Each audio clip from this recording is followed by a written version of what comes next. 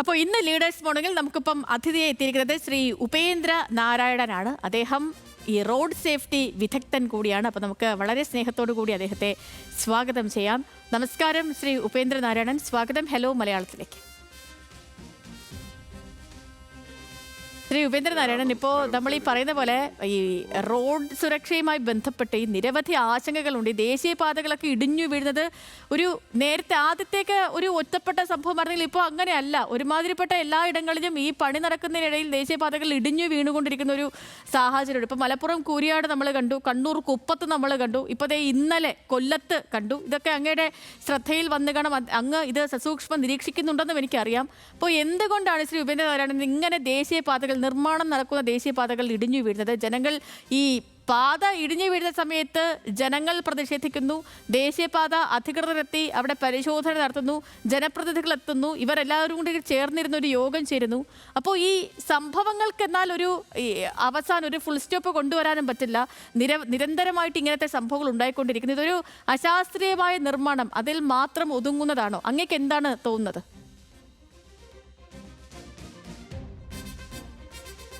ടെക്നിക്കലായിട്ട് സംസാരിക്കുകയാണെങ്കിൽ ഇതിൻ്റെ സ്പെസിഫിക്കേഷൻസ്, അതായത് various code of practices Indian Roads Congress സ്പെസിഫിക്കേഷൻസിൽ ഉണ്ട്.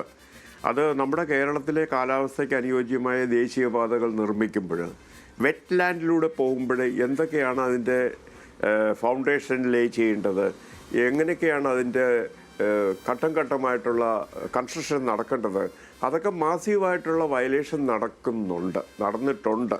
അതാണ് മറ്റ് സ്റ്റേറ്റുകളിലൊന്നും തന്നെ ദേശീയപാതകൾ പൊളിയാതിരിക്കുകയും കേരളത്തിൽ മാത്രം അത് നിർമ്മിച്ചുകൊണ്ടിരിക്കുമ്പോൾ തന്നെ പൊളിഞ്ഞ് പാളീസായി പോകുന്നു.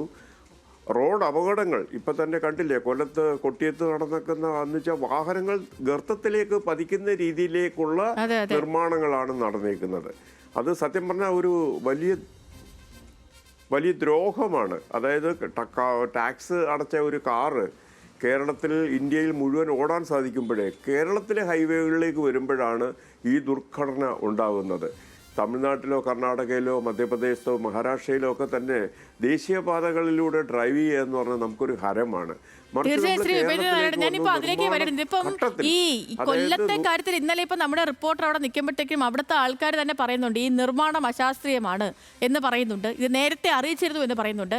പക്ഷേ ഇപ്പം ഈ ദേശീയപാത അതോറിറ്റിയുടെ ജീവനക്കാരൊക്കെ എത്തിയിട്ട് അവർ പറഞ്ഞത് അവർ മണ്ണ് പരിശോധനയൊക്കെ നടത്തിയതിന് ശേഷമാണ് പണി തുടങ്ങിയതെന്നാണ്. ഇപ്പോൾ അങ്ങ് പറഞ്ഞതിലേക്ക് ഞാൻ എത്തുകയാണെങ്കിൽ നമ്മളിപ്പോൾ മറ്റ് സംസ്ഥാനങ്ങളിലൂടെയൊക്കെ നമ്മൾ ഡ്രൈവ് ചെയ്യുന്ന സമയത്ത്, പ്രത്യേകിച്ച് തമിഴ്നാട്ടിലും കർണാടകയിലും ഒക്കെ പോകുമ്പോൾ അവിടെയും ദേശീയപാതയുടെ പണിയൊക്കെ നടക്കുന്നുണ്ട്. പക്ഷേ അവിടുത്തെ ദേശീയപാത നിർമ്മാണം എന്ന് വെച്ചാൽ ആദ്യം അവർ സർവീസ് റോഡൊക്കെ നല്ല സെറ്റാക്കി 2 വരിയാക്കി ഗതാഗതമൊക്കെ നല്ല രീതിയിൽ തുറന്നു വിടും. അതിനുശേഷമാണ് പിന്നീട് പ്രധാന പാത അടച്ച് പണി തുടങ്ങുന്നത്. ഇവിടെ എല്ലാം ഒന്നിച്ച് പൊളിച്ച് ഗതാഗത കുരുക്കാണ്. ദേശീയപാതയും ഇല്ല, അതേപോലെ സർവീസ് റോഡും ഇല്ല. മനുഷ്യനെ ഏത് രീതിയിൽ വട്ടം ചുറ്റിക്കാമോ ആ രീതിയിലൊക്കെയാണ് ഇവിടുത്തെ പണി പലപ്പോഴും നടക്കുന്നത്. അപ്പം ഏറ്റവും ബലപ്പെടുത്തേണ്ട സർവീസ് റോഡുകൾ ഇങ്ങനെയൊക്കെ പണിയുന്നത് ആരുടെ നിർദ്ദേശപ്രകാരമായിരിക്കും ശ്രീ ഉപേന്ദ്ര നാരായണൻ? അതായത് നമ്മൾ റോഡ് ഉപയോഗിക്കുന്ന ആൾക്കാർക്ക് അവർ ചോദിക്കാനും പറയാനും ആരും ഇല്ലാത്ത ഒരവസ്ഥയാണ് കേരളത്തിൽ സംജാതമായിരിക്കുന്നത്. കരാറുകാർക്ക് എന്ത് തോന്നിയോസവും കാണിക്കാം. കൊള്ളലാഭത്തിന് വേണ്ടി അവർ നാഷണൽ ഹൈവേയുടെ സ്പെസിഫിക്കേഷൻസൊക്കെ മാസീവായിട്ട് വയലേറ്റ് ചെയ്തിട്ടുണ്ട്. ഡീറ്റെയിൽഡ് എന്നോട് ചോദിച്ചു കഴിഞ്ഞാൽ ഞാൻ പറയാം. അതായത് ഒരു റോഡ് കൺസ്ട്രക്ട് ചെയ്യുമ്പോൾ അതിൻ്റെ ഫൗണ്ടേഷനാണ്, ഇപ്പം നമ്മൾ വീട് നിർമ്മിക്കുന്ന പോലെ തന്നെ വീട് കൺസ്ട്രക്ട് ചെയ്യുമ്പോൾ അതിൻ്റെ ഫൗണ്ടേഷൻ സ്ട്രോങ് അല്ലെങ്കിൽ വീട് പൊളിഞ്ഞു വീഴും. അതുതന്നെയാണ് സംഭവിച്ചേക്കുന്നത്. അപ്പോൾ അതിന് എന്താണ് പറയുന്നത്, നമ്മൾ സോയിലിൻ്റെ പുറത്തൂടെ ഒരു ലെയർ 30 സെൻറ്റിമീറ്ററാണ് ആദ്യത്തെ ലെയർ, അതിന് മുകളിലൂടെ വൈബ്രേറ്റിംഗ് റോളർ പല പ്രാവശ്യം ഓടിച്ച് സ്റ്റിഫാക്കി സോളിഡാക്കി ഉറപ്പ് വരുത്തിയതിന് ശേഷമാണ് സെക്കൻഡ് ലെയർ അനദർ 30 സെൻറ്റിമീറ്റർ ഇടുന്നത്. വീണ്ടും വൈബ്രേറ്റിംഗ് റോളർ അടിച്ച് സ്ട്രോങ് ആക്കി. അങ്ങനെ ഏറ്റവും അവസാനമാണ് ബിറ്റുമിൻ മെക്കാഡും അതിൻ്റെ സബ് ബേസും ഒക്കെ തന്നെ പണിയേണ്ടത്. ഇവിടെ അങ്ങനെയല്ല. സോയിൽ കാര്യമായിട്ട് ഉറപ്പിക്കാതെ, അതായത് വെയ്റ്റ് ബിയറിങ്ങിനുള്ള സ്കോപ്പ് ഇല്ലാത്ത രീതിയിലേക്ക് ഈ ലോഡ് വരികയും അവസാനം 2 വശത്തേക്കും സർവീസ് റോഡിലേക്ക് ബൾജ് ചെയ്ത് പോയി സർവീസ് റോഡും നശിച്ചു, നാഷണൽ ഹൈവേയും നശിച്ചു. ഇത് ലോകത്തെങ്ങും തന്നെ നടക്കുന്നില്ല. ദേശീയപാത എന്നൊക്കെ പറഞ്ഞ് നമ്മുടെ പഴയ പൂർവികരുണ്ടാക്കിയേക്കുന്ന റോഡുകളൊക്കെ തന്നെ 10-100 കൊല്ലം കഴിഞ്ഞാൽ ഒരു കല്ല് പോലും ഇളകത്തില്ല. ഇപ്പൊ ഇവിടെ ഈ കുറെ BOT കമ്പനികൾ വന്നതാണ് ഇതിന്റെ കാതലായ പ്രശ്നം. ഓക്കെ, ശ്രീ ഉപേന്ദ്രനാരായണൻ, ഇനി മറ്റൊന്ന്, ഇപ്പം ഈ കൊട്ടിയത്തെ അപകടം, അതിലിപ്പം അടിയന്തര അന്വേഷണത്തിന് പൊതുമരാമത്ത് വകുപ്പ് മന്ത്രി ഉത്തരവിട്ടിട്ടുണ്ട്. വിശദമായ അന്വേഷണത്തിന് നാഷണൽ ഹൈവേ അതോറിറ്റി ഉണ്ട്. ഈ അന്വേഷണങ്ങൾ കൊണ്ട് ഈ പ്രശ്നങ്ങൾക്ക് ഒരു പരിഹാരം കണ്ടെത്താൻ കഴിയുമോ? അങ്ങേക്ക് ഇങ്ങനെ തോന്നുന്നുണ്ടോ? അതായത് കേരള സ്റ്റേറ്റിന് ഇതിനകത്ത് ഒരു ഉത്തരവാദിത്വം ഇല്ല. കാര്യം ദേശീയപാത മുഴുവനായിട്ട് ഒരു ദേശീയ ലെവലിൽ ഒരു അതോറിറ്റി ഫോം ചെയ്തപ്പോഴേ നമ്മുടെ സംസ്ഥാനത്തുണ്ടായിരുന്ന ദേശീയപാതകൾ 1600 കിലോമീറ്ററോളം നമ്മൾ കേന്ദ്ര ഗവൺമെൻറ്റിന് വിട്ടുകൊടുക്കുകയായിരുന്നു ചെയ്തത്. ആ വിട്ടുകൊടുക്കുന്ന സമയത്ത് നമുക്കിവിടെ 321 എഞ്ചിനീയർമാരുണ്ടായിരുന്നു. അതായത് അസിസ്റ്റൻ്റ് എഞ്ചിനീയർ തൊട്ട് ചീഫ് എഞ്ചിനീയർ വരെ 321 എഞ്ചിനീയേഴ്സ് ആയിരുന്നു ഈ 1600 കിലോമീറ്റർ ദേശീയപാതകൾ മെയിൻറ്റെയിൻ ചെയ്യുകയും പുതിയ നിർമ്മിക്കുകയും ചെയ്തുകൊണ്ടിരുന്നത്. പക്ഷേ ദേശീയപാത അതോറിറ്റി ഫോം ആയപ്പോഴേക്കും ഇപ്പം നിലവിലുള്ളത് 32 എഞ്ചിനീയേഴ്സ് മാത്രമാണ്. അപ്പോൾ അവിടെ സൂപ്പർവൈസറി ലാപ്സസ് ഉണ്ടാകും. പിന്നെ പൂർണ്ണമായിട്ടും ഡിസൈനും കൺസ്ട്രക്ഷനും ടോൾ പിരിവും എല്ലാം തന്നെ ഈ ടോൾ പാത കമ്പനികളെ ഏൽപ്പിച്ചേക്കുകയാണ്. അപ്പോൾ അവർക്ക് ടോൾ പിരിക്കാനുള്ള വ്യഗ്രതയിൽ നിർമ്മാണം സയൻറ്റിഫിക്കായിട്ടും ആസ് പെർ ഒറിജിനൽ എഗ്രിമെൻ്റ് പ്രകാരമല്ല നടക്കുന്നത്. അപ്പോൾ കേരള സ്റ്റേറ്റിനെ ചെയ്യാനായിട്ട് കാര്യമായിട്ട് ഒന്നും തന്നെ ഇല്ല. കേരള സ്റ്റേറ്റിനകത്ത് ബ്ലെയിം ഇല്ല, നമ്മൾ ചെയ്യേണ്ടതില്ല. ഇത് കേന്ദ്ര ഗവൺമെൻറ്റിൻ്റെ ഒരു വലിയ വീഴ്ചയാണ് കേരളത്തിൽ മാത്രം. മറ്റ് സ്റ്റേറ്റിലൊക്കെ അടിപൊളി റോഡാണ്, 100-100 പോകാം, സഫീഷ്യൻ്റ് ആയിട്ടുള്ള സേഫ്റ്റി ഉണ്ട്. കേരളത്തിൽ ഓരോ റോഡും ഇപ്പോൾ പാലിയേക്കര ആദ്യത്തെ റോഡാണ്, 2010 ഇനാഗുറേറ്റ് ചെയ്താണ്, ഇപ്പോഴും പണി പൂർത്തീകരിച്ചിട്ടില്ല. അപ്പോൾ ഇവർക്ക് പണി പൂർത്തീകരിക്കാതെ ടോള് പിരിക്കാനുള്ള ഒരു വ്യഗ്രതയിലാണ് തട്ടിക്കൂട്ട് റോഡ് ഉണ്ടാക്കുന്നത്. അത് കേരളത്തിലെ മോട്ടോറിസ്റ്റിനെയും കാൽനടക്കാരെയും 2 വീലർ ഓടിക്കുന്നവരെയും എല്ലാം പ്രതികൂലമായിട്ട് ബാധിക്കും. ഇതൊരു അപകട കെണികളായിട്ട് ഈ റോഡുകൾ മാറും. ശ്രീ ഉപേന്ദ്രനാരായണൻ, ഞാനൊരു സംശയം ചോദിച്ചോട്ടെ, ഇതിപ്പം ഈ DPRന്റെ എന്തെങ്കിലും പ്രശ്നമായിരിക്കുമോ? കാരണം ഓരോ സ്ഥലത്തും എങ്ങനെ വഴി നിർമ്മിക്കണം എന്നൊരു ശാസ്ത്രീയ പഠനം നടക്കാത്തതായിരിക്കുമോ ഇങ്ങനെ ഈ പ്രധാനപ്പെട്ട കാര്യം? കാരണം നമ്മൾ ഈ കൂരിയാട്ടൊക്കെ പറഞ്ഞതുപോലെ പാടത്തിന്റെ മുകളിൽ വഴി പണിയുമ്പോൾ അത് എങ്ങനെ വേണമെന്ന കാര്യം അന്ന് ആ DPRലൊന്നും ഉണ്ടായിരുന്നില്ല. അപ്പോൾ അത് തന്നെയായിരിക്കും ഇപ്പോൾ ഇവിടെ കൊല്ലത്തെ പ്രശ്നത്തിനൊക്കെയുള്ള കാരണം. അതെ, DPR ഉണ്ടാക്കുന്നതും കരാറുകാരാണ്, കൺസ്ട്രക്ഷൻ നടക്കുന്നതും കരാറുകാരാണ്. അങ്ങനെയല്ല വേണ്ടത്. ദേശീയപാത അതോറിറ്റിയാണ് ഇതിൻ്റെ DPR ഉണ്ടാക്കേണ്ടത്. അല്ലാതെ ഒരു കരാറുകാരനെ ഏൽപ്പിച്ചു കഴിഞ്ഞാൽ ഈ കൊട്ടിയത്തമാരെയും കൂരിയാട് പോലെയും ഇരിക്കും. ഓക്കെ, ശരി. ഇപ്പം ഈ മറ്റൊരു കാര്യം എന്ന് വെച്ചാൽ ഇപ്പം അങ്ങേക്ക് തന്നെ അറിയാമായിരിക്കും, ഇപ്പോൾ ഉദ്ഘാടനത്തിന് മുൻപ് നമ്മുടെ രാജ്യത്തല്ലാതെ മറ്റെവിടെയും ഈ പാലവും റോഡും ഒക്കെ തകരുന്ന കാര്യങ്ങൾ നമ്മൾ കേട്ടിട്ട് പോലുമില്ല. ഇപ്പം ഷിരൂർ അതിന് വലിയൊരു ഉദാഹരണമാണ്. ഇപ്പോൾ ഈ വിദഗ്ധ സംഘമൊക്കെ വന്ന് പരിശോധിച്ചാൽ, ഇപ്പം നമ്മുടെ കൊല്ലത്തെ കാര്യത്തിൽ തന്നെ വിദഗ്ധ സംഘമൊക്കെ വന്ന് പരിശോധിച്ചാലും നിലവിലെ കാര്യങ്ങളിൽ നിന്ന് അല്ലെങ്കിൽ നിലവിലെ നിർമ്മാണങ്ങളിൽ നിന്നും മാറ്റി അതല്ലെങ്കിൽ അതിൽ നിന്നും മാറി ഒരു നടപടിയിലേക്ക് പോകാൻ സാധിക്കുമോ? ഇല്ല, താങ്കൾ ആദ്യം പറഞ്ഞത് വളരെ ശരിയാണ്. അതായത് മറ്റ് രാജ്യങ്ങളിൽ അല്ലെങ്കിൽ മറ്റ് സ്റ്റേറ്റുകളിലൊക്കെ തന്നെ മെയിൻ കാരേജ് വേ നിർമ്മിക്കുന്നതിന് മുമ്പായിട്ട് സർവീസ് റോഡിലൂടെ ട്രാഫിക് ഡൈവേർട്ട് ചെയ്യുന്ന ഒരു ചുമതല ഇവിടെ കേരളത്തിൽ നടക്കുന്നില്ല. അതാണ് ഏറ്റവും വലിയ ബുദ്ധിമുട്ട്. നമ്മുടെ പ്രഷ്യസ് ടൈം, പ്രഷ്യസ് ഫ്യൂവൽ എല്ലാം നഷ്ടപ്പെടുകയാണ്.